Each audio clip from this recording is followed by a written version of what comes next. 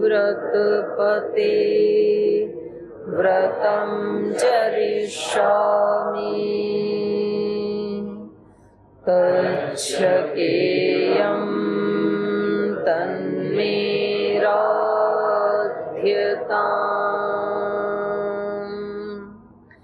इदमहमनृतात् सत्यमुपैमि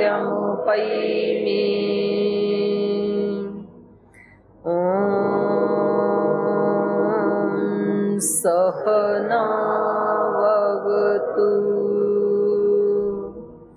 सहनौ भुनक्तु सह वीर्यं करवावहै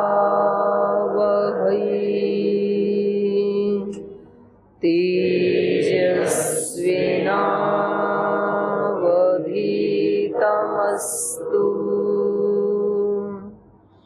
मा विद्विषावहै।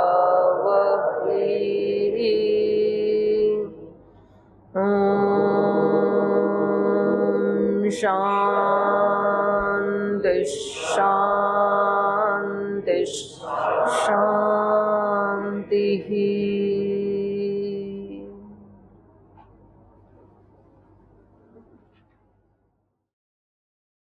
वाल्मीकि रामायण की किष्किंधा कांड का प्रथम सर्ग आज हम पढ़ेंगे। तो इससे पहले हमने अरण्य कांड में काफी लंबे समय तक विचरण किया। तो जीवन की जो यात्रा है उसमें सभी के जीवन में कभी कुछ ऐसे क्षण आते हैं जब हम किसी अरण्य में अपने आप को फंसा हुआ फील करते हैं। कभी ऐसे क्षण आते हैं कि बहुत हम प्रसन्न होते हैं। तो ऐसे रामायण में भी कभी बाल कांड जो बहुत सुंदर है, फिर अयोध्या कांड, फिर उसमें बड़ी रोना धोना है, बड़ी दिक्कत है, फिर अरण्य कांड और ज्यादा कठिन हो जाता है, फिर किष्किंधा कांड थोड़ा रिलैक्सेशन मिलता है, फिर सुंदर कांड बड़ा सुंदर है, फिर लंका कांड युद्ध है। तो ये सबका जीवन जो है वो अप डाउन से भरा हुआ है। ऐसी ही है ये जीवन की यात्रा। जैसे रात और दिन निरंतर लगे हुए हैं हमारे जीवन के साथ। प्रतिदिन रात्रि आती है पर रात्रि सदा नहीं रहती, दिन निकल आता है। फिर सूर्योदय के साथ ही नया प्रकाश, नई उमंगें, नई तरंगें, नई एनर्जी सब मिलता है। लेकिन फिर धीरे धीरे वो कहीं गायब होके फिर वही अंधेरी आ जाती है रोजाना। तो ये क्रम जो है सृष्टि का ऐसा ही है। हमारे चित्त में भी कभी कभी बहुत सात्विकता एक ऊंचे शिखर पर होती है, कभी कभी डाउन हो जाती है। तो इन सब के बीच में जो यात्रा करने वाला है आत्मा, तो वो दोनों को स्वीकार करता हुआ, क्योंकि ये अपरिवर्तनीय है। गीता में भी भगवान कृष्ण ने दूसरे अध्याय में क्या बताया? आगमा अपाइनो नित्या तान तितिक्षस्व भारत। ये जो सुख दुख हैं, अनुकूलताएं प्रतिकूलताएं हैं, ये कैसी हैं? ये आने वाली हैं और जाने भी वाली हैं। आगमा अपाइना, अनित्य, अनित्य हैं ये सारे सुख दुख, कोई भी इनमें से नित्य नहीं है, शाश्वत नहीं है। तान तितिक्षस्व, तो उनको सहन करना ये बोलो या स्वीकार करना ऐसे बोलो। तो सहन करने का मतलब यही होता है कि उनसे अपने आप को, अपने अस्तित्व को प्रभावित न होने देना। जैसे वो प्रभाव डालने लगे तो तैसे ही हम अपनी आत्मा को इन सब शरीर आदि से और इंद्रिय आदि से अलग करके, वो कछुए का उदाहरण दिया ना दूसरे अध्याय में गीता में, तो अपने आप को अलग करके और हम आगे बढ़ने की कोशिश करें कि ये मेरा स्वरूप नहीं है, ये प्रकृति का है और इसमें परिवर्तन आने स्वाभाविक है। तो ये उसको सहन करना है, अपने जो शाश्वत स्वरूप है उसमें प्रभाव न होने देना, उसको अप्रभावित, वो है भी अप्रभावित होता भी नहीं है, निर्लिप्त है ही वो। वरना तो जो बहुत पापी व्यक्ति हैं वो कभी भी मुक्त नहीं हो पाते, क्योंकि उनकी आत्मा तो बहुत ही गंदी हो चुकी होती। और जो पुण्य आत्माएं हैं, ज्यादा पुण्य, उनको कभी भी कष्ट नहीं होता क्योंकि वो पुण्य करते हैं। लेकिन आत्मा तो निर्लिप्त रहती है, ना आत्मा में पुण्यों से कोई अपग्रेड होता है, ना तो पाप से कोई उसमें कमी आती, कोई न्यूनता नहीं आती है, वो एक ही जैसा रहता है। चित्त में आती हैं अच्छाई या बुराई के जो संस्कार हैं वो चित्त को प्रभावित करते हैं, और ये उसके स्वाभाविक गुण हैं, अप डाउन आना। तो उनको स्वीकार करने का मतलब है ठीक तो करना है, ऐसा नहीं कि ये तो आएंगे तो फिर आएंगे, छोड़ो अभी इनके लिए क्या ही साधना करनी, ऐसा नहीं है उसका अभिप्राय। स्वीकार करके फिर उसको ठीक करना, अस्वीकार नहीं करना, रिएक्ट नहीं करना, क्यों हुआ, कैसे हुआ, मेरे जीवन में ऐसे क्यों हुआ, नहीं होना चाहिए था। तो आप जितना रिएक्ट करेंगे हो गया ना, उसको स्वीकार करो और अब उसको ठीक कैसे किया जा सकता है उसका उपाय देखें। जैसे कि एक चिकित्सक होता है, एक डॉक्टर होता है लोक में, उसके पास सुबह से शाम तक कितने रोगी आते हैं, तो वो ये रिएक्ट नहीं करता है ये रोग क्यों हुआ, कैसे हुआ, नहीं होना चाहिए था। एक जो जिसका अच्छा स्वरूप है उस वैद्य की बात कर रही हूँ। आजकल तो यही चाहते ही हैं कि इनको खूब रोग हो, उसकी बात नहीं कर रही हूँ। पर जो एक स्वस्थ चिकित्सक है, वैद्य है, तो वो कितना भी क्रिटिकल रोगी आई पहले उसको स्वीकार करता है, ठीक है भाई, और फिर उसको ठीक करता है। वो उसको डांटता नहीं है कि जरूर आपने कोई ना कोई तो भूल की होगी, तो अब इसको भुगतो, मैं क्यों ठीक करूं, पाप आपने किया तो फल भी आप ही भोगोगे, ऐसा नहीं करता वो अपने सामने आने वाले उस रोगी को पहले स्वीकार करता है, हाँ भाई रोग हो गया, अब इसको ठीक कैसे करना है उसके बारे में सोचता है। वो कौन सी दवा देनी चाहिए या ऑपरेशन करना चाहिए या क्या करना चाहिए। तो ऐसे जो अच्छे गुरु होते हैं वो भी ऐसे ही करते हैं। और ऐसा गुरु किसी को ना मिले तो स्वयं के स्वयं गुरु बन जाएं।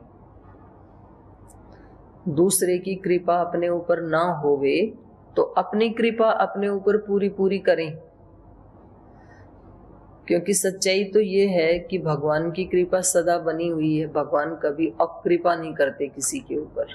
गुरुजनों की सदा कृपा रहती है, माता पिता की सदा कृपा रहती है, लेकिन सारी कृपाएं व्यर्थ चली जाती हैं जब खुद की खुद पे कृपा नहीं होती है। तो अपने आप के ऊपर अपनी कृपा करना सीखें हम, तो उसके बाद फिर सारी कृपाएं ऐड हो जाती हैं। तो जो व्यक्ति खुद के ऊपर कृपा नहीं करता है ना, तो वो फिर गुरु की, माता पिता की, संत महात्माओं की, शास्त्र की, सब की कृपाओं को ध्वस्त कर देता है, वो फिर काम नहीं करती हैं। तो ऐसे ही हमारे तीर्थ स्थान आदि भी बना रखे हैं हमारे ऋषियों ने समझाने के लिए। जैसे आप वैष्णो माता के यहाँ जाएंगे, गए आप में कोई वैष्णो माता के यहाँ दर्शन के लिए? कौन कौन गए? तो आपने देखा वो रास्ता कैसा है, पहले चढ़ो एक पर्वत पे, फिर थोड़ा ढलान आएगा, फिर थोड़ा चढ़ो, फिर आएगा, ऐसे करते करते बहुत ऊंचे पर्वत के ऊपर फिर उनका अंतिम स्थान है। और उस पर्वत में भी जाके गुहा में घुसना पड़ता है, फिर उसमें खड़े भी नहीं हो सकते आप, उसमें आपको झुक करके ही आगे और फिर कुछ क्षणों के लिए दर्शन करके वो तो चलो वहां की व्यवस्था है, फिर बोले आगे चलो। अब इतना लंबा पुरुषार्थ, जो पैदल जाते हैं उनको तो काफी चलना पड़ता है, घोड़े आदि पे जाएं अलग बात है। ये समझाने के लिए है। वैष्णो माता संस्कृत में इसका अर्थ करेंगे तो विश्वव्याप्त, तो जो सर्वव्यापक एक भागवत शक्ति, उसी का नाम वैष्णो माता है।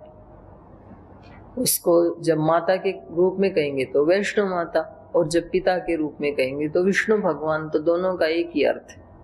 लेकिन उनको प्राप्त करना है तो कैसे प्राप्त करेंगे? हम सर्वव्यापक हैं, वो तो प्राप्त कैसे करें? तो ये जीवन के जो ऊंचे नीचे रास्ते हैं, इन सबको क्रॉस करना पड़ेगा उनको प्राप्त करने के लिए, सारे अप डाउन्स को। और उसके बाद फिर उसकी प्राप्ति होगी हृदय रूपी गुहा में।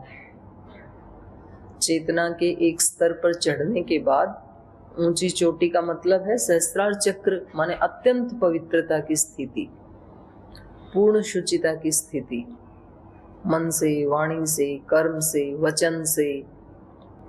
कई बार व्यक्ति को स्थूल दोष करने का अवसर नहीं मिलता है तो वो वाणी से करता है, वाणी से भी अवसर नहीं है तो मन से करता है, विचार से करता है, भावनाओं से करता है, अन्यथा भाव रखता है। जिनके प्रति जो भाव नहीं रखना चाहिए था वो भाव रखता है। तो ये क्या है? ये तो पाप है। तो ये जब तक रहेगा ना, तब तक आप सब जगह होते हुए भी उस शक्ति को कभी अनुभव कर नहीं सकते हैं। हम, वो हमारे आजू बाजू में, हमारे चारों तरफ है, हमारे अंदर भी है, लेकिन हमें फीलिंग क्यों नहीं होती है उसकी? बीच में अशुद्धि का पर्दा है एक, और हम उसको हटाने का प्रयास भी नहीं करते, फिर तो कभी भी नहीं होगा। जो प्रयास करते हैं उनके लिए फिर भगवान भी हेल्प करते हैं, रास्ता बना देते हैं उनके लिए। जिनका कोई लक्ष्य है, जिनके जीवन का कोई प्रयोजन है, तो उनको साधना करते करते रास्ता मिल ही जाएगा। भगवान बनाते हैं, प्रकृति बनाती है, पर हमारे विचार क्या हैं, हमारे भावनाएं क्या हैं, वो विष्णु माता, वैष्णो माता जानती है, या विष्णु भगवान जानते हैं, या भगवती माता जानती है, या परमपिता परमात्मा जानते हैं। तो कहीं ना कहीं से वो सिचुएशंस ऐसी बनेंगी, अच्छे के लिए अच्छा और बुरे के लिए बुरा। तो इसी जीवन की विज्ञान को आधार बना करके महर्षि वाल्मीकि जी ने जो इस महाकाव्य की रचना की, ये प्रथम महाकाव्य है रामायण।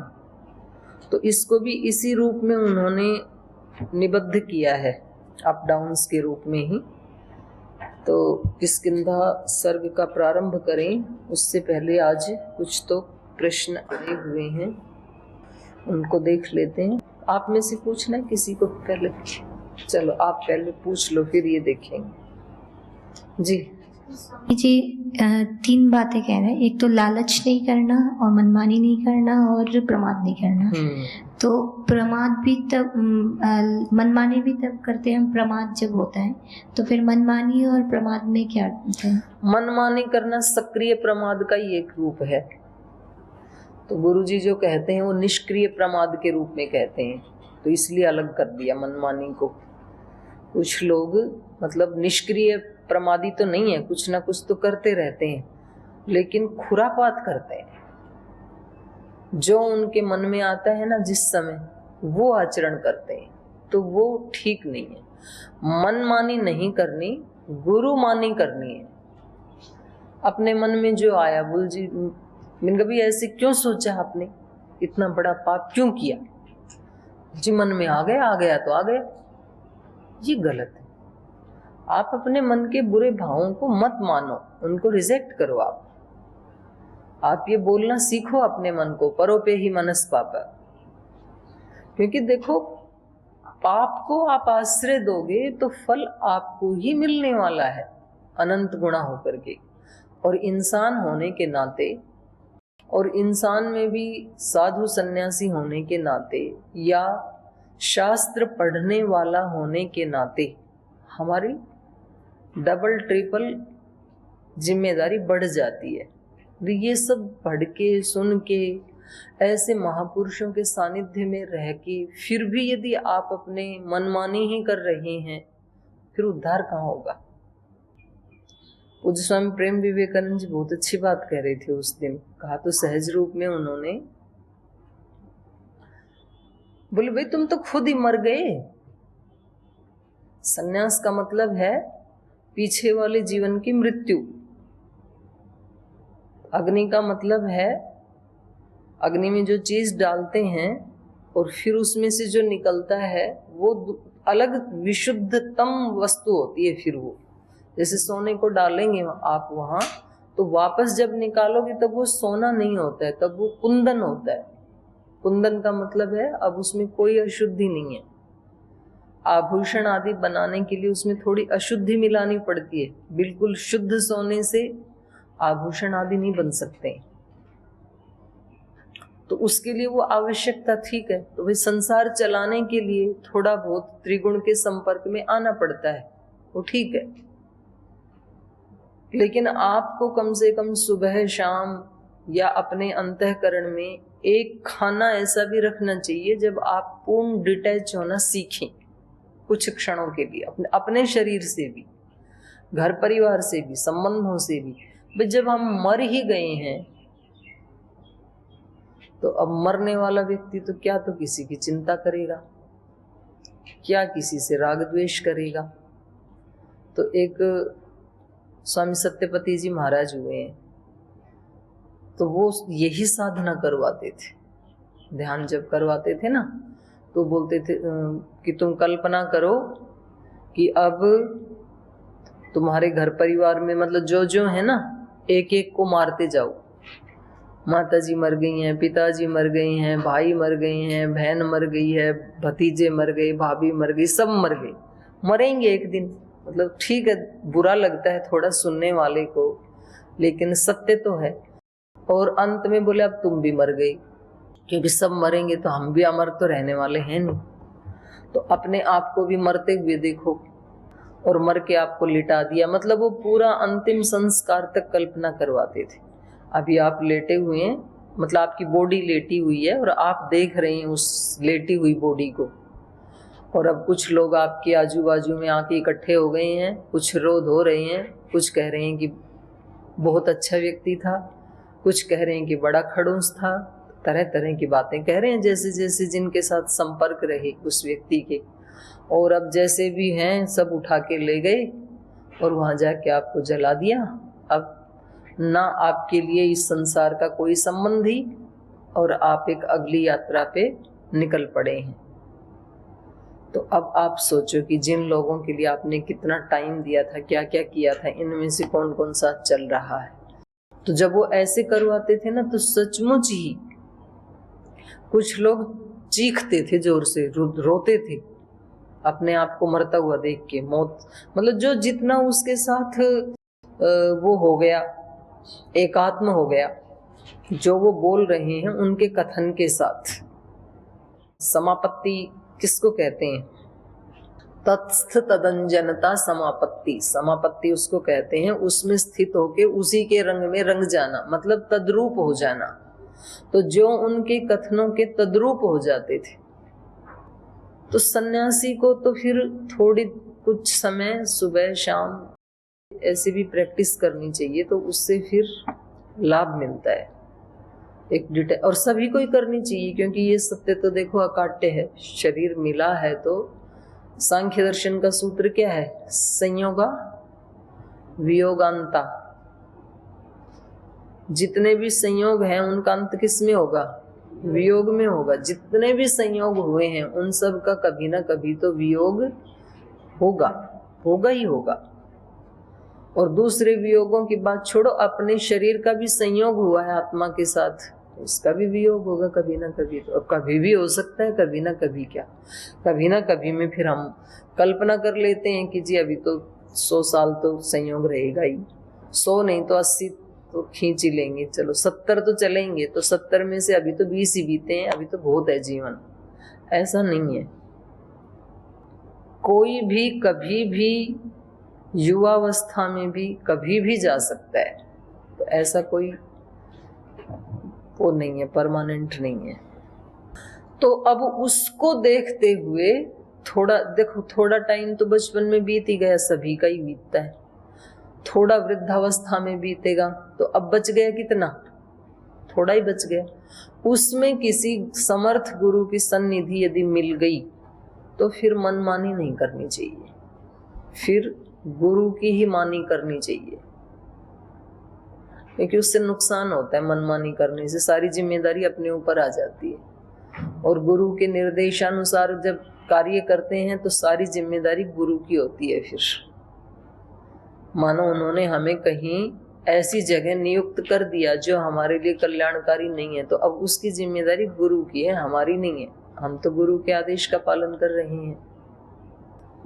सेना को जहां राष्ट्र अध्यक्ष ने नियुक्त कर दिया, अब सेना को कोई पाप नहीं लगने वाला है, वो किसके ऊपर हथियार चला रहे हैं, किसका प्राणांत कर रहे हैं। अब जो भी पुण्य पाप मिलेगा वो राष्ट्र अध्यक्ष को मिलेगा, वो तो अपने कर्तव्य का पालन कर रहे हैं, जैसा बताया निर्देश दिया उनकी ड्यूटी है, और उसमें हल्के रहते हैं, अपने ऊपर भार नहीं रहता है। तो जो 3 वाक्य पूज्य गुरुदेव रोज बता रहे हैं उनके गहरे अर्थ हैं, एक तरह से वो जीवन का निचोड़ है, क्योंकि हम में से कुछ ना कुछ कोई ना कोई चीज किसी ना किसी के साथ अटैच है, और किसी के साथ 2 चीजें अटैच हैं, किसी के एक, किसी के साथ तीनों की तीनों।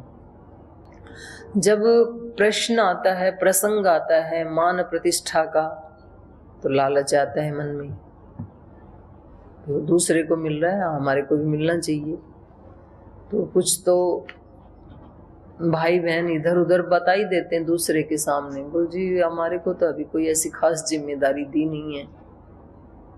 ठीक है, जैसे बताते हैं कर लेते हैं। एक नैराश्य का भाव, भाई आपको जो बता रखा उसको करो ना 100%। जिम्मेदारियां तो यहाँ इतनी हैं कि एक एक व्यक्ति के हिस्से में 5-5 आ जाएंगी तो भी वो पूरी नहीं होती, इतनी जिम्मेदारियां, इतना बड़ा ये संस्थान है।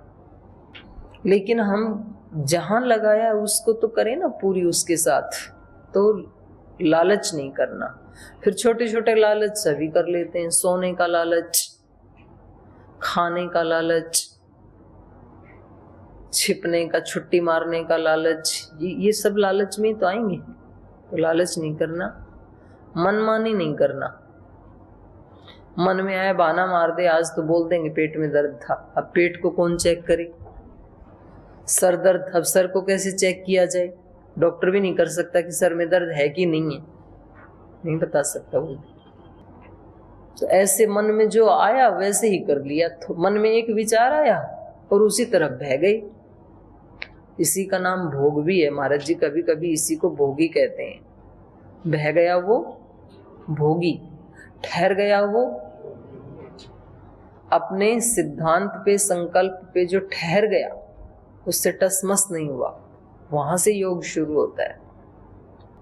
तो लालच नहीं करना, मनमानी नहीं करना और प्रमाद नहीं करना। तो इंटरकनेक्ट तो हैं तीनों चीजें, लेकिन फिर भी अलग अलग थोड़ा विस्तार करने के लिए हमें बताते हैं। में कहते हैं कि हमें सपने में भी किसी का दोष नहीं देखना चाहिए। जब हम अपने छोटे होते हैं तो कुछ गलती हो जाती है, फिर उनको हम समझा देते, बता देते हैं। तो कभी कभी बड़ों में अगर हम कोई ऐसा दोष देखें तो हमारी नज़र में वो दोष लग रहा हो, फिर हम उनका चिंतन फिर करने लगते हैं, तो फिर ये तो हमसे दोष हो रहा है। फिर ये तो दोष है। और आप ये भी देखो कि जो बड़ों में हमें दोष दिख रहा है, उनके ऊपर कोई बड़ा है कि नहीं। अगर उनके ऊपर कोई बड़ा है तो आप उधर से पीठ फेर लो, उनके दोष देखने की जिम्मेदारी उनकी है, उनसे जो बड़े हैं, तो उसको आप मत देखो। और छोटों के भी दोष देखने का मतलब ये नहीं, देखो एक होता है दोष दृष्टि से अन्वेषण करना दोषों को, वो बिल्कुल अलग बात है। और एक होता है कि किसी आत्मा के प्रति अत्यंत प्रीति है और हमें लग रहा है इससे इसका कल्याण नहीं होगा, फिर उसको समझाना, वो एक बिल्कुल अलग बात है। जैसे माता भी अपने बच्चों को हटाती है ना, ऐसे मत करो। सबसे ज्यादा तो माई टोकती है, कहाँ गए थे, इतनी देर क्यों लगी, ये कपड़े क्यों पहन के जा रहे हो, वहां कौन कौन आएगा, 50 प्रश्न पूछती है माँ जब बच्चा बाहर जाता है, खास करके युवक युवती होने पे जाते हैं तो। और बच्चों को बुरा भी लगता है कि ये क्या आज तो दुनिया कहाँ पहुंच गई, आप हमारे कपड़ों को टोकते रहते हो। तो ये माता का दोष दर्शन नहीं है, वो दोष नहीं देख रही है, वो प्रोटेक्ट करना चाह रही है कि कहीं इसके ऊपर कोई आपत्ति ना आए, इसको कोई कष्ट ना हो। तो ऐसा सोच के जब हम अपने छोटों के या सहपाठियों की हेल्प करते हैं तो उसको तो दोष दर्शन नहीं कहेंगे। और अपने बड़ों के प्रति यदि आपकी अत्यंत प्रीति है किसी से तो आप पूछ लो, पूछने की भी हिम्मत नहीं होती है तो सजेशन बॉक्स में डाल दो, अभी तो आपकी व्यवस्था कर रखी है हमने। और सबसे अच्छा ये है कि हमारी समझ में नहीं आ रहा होगा, शायद हो सकता है, तो इसके पीछे भी सब यहाँ जितने मनुष्य हैं उनकी अपनी अपनी प्रकृति है। तो जो हमारी दृष्टि से ठीक है वो उस आत्मा की दृष्टि से ठीक नहीं है, तो क्या कर सकते हैं। ठीक है भाई, उसको यही अच्छा लग रहा होगा, ये भी एक तरीका है। और यह भी ठीक है, ये दोष तो है ही इनका, पर अपने को उधर नहीं देखना, ना जाना, ना इसके बारे में चिंतन करना। तो इसके बारे में जो इनके गुरु हैं, बड़े हैं, तो वो इनको देखेंगे। तो मतलब उपाय बहुत सारे हैं अपने आप को बचाने के लिए, लेकिन ये प्रश्न तो व्यावहारिक है, ऐसे होता तो है। तो बस उसी के लिए तो सारी साधना है, हटाना उधर उधर से अपने आप को, क्योंकि अपना लक्ष्य भी सामने रखना है, कहीं हम उलझ ना जाएं। उलझ मत दिल बहारों में, हाँ, तो अपने को ये भी देखना है कि उलझना भी नहीं है कहीं। चलो अगले को दे दो, नेक्स्ट।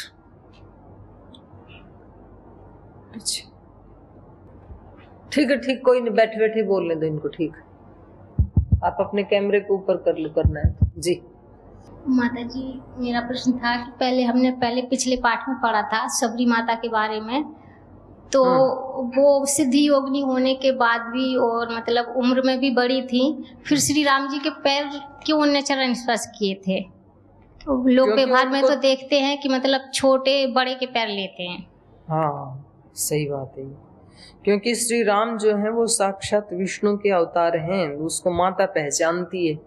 शरीर छोटा है ना शबरी माता से, तो शरीर के अंदर जो अस्तित्व है तो उसको माता शबरी पहचान रही है, क्योंकि वो सिद्ध योगिनी है ना, और उनकी प्रतीक्षा कर रही है। वो पहली बार स्थूल रूप से तो पहली बार मिली हैं, लेकिन जिससे हम मिले ही नहीं उससे मिलने की अभिप्सा व्यक्ति कैसे कर सकता है? आप कर सकते हो, जिससे आप मिले ही नहीं उससे मिलने की अभिप्सा कर सकते हो। भगवान को छोड़ दो, बाकी किसी मनुष्य की जिसको हम जानते नहीं, मिले भी नहीं, उससे मिलने की अभिप्सा हम कर सकते हैं क्या? नहीं कर सकते, जानते ही नहीं तो कैसे करेंगे। लेकिन ये तो कर रही थी, इन्होंने खुद ही कहा ना कि मेरी सारी सेवा, मेरी सारी साधना आज सफल हो गई आपको देख करके। तो इसका मतलब है कि वो आत्मा से उनसे अटैच थी, तो इसलिए उन्होंने चरण छुए, स्थूल रूप को नहीं देख रही थी जी।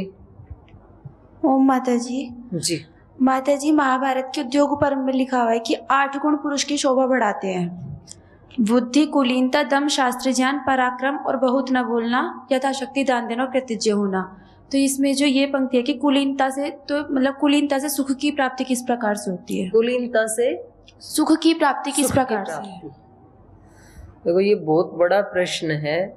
यद्यपि इसमें कुछ अपवाद भी होते हैं, अपवाद तो सब जगह होते हैं, एक सामान्य नियम होते हैं, एक अपवाद होते हैं। अपवादों को यदि छोड़ दिया जाए, पहले तो जैसे अपने बच्चों के विवाह शादी भी करते थे ना, तो कुल खानदान के बारे में 7 गोत्र या 7 पीढ़ियों का जो मिलान करते थे ना, उसका यही अभिप्राय था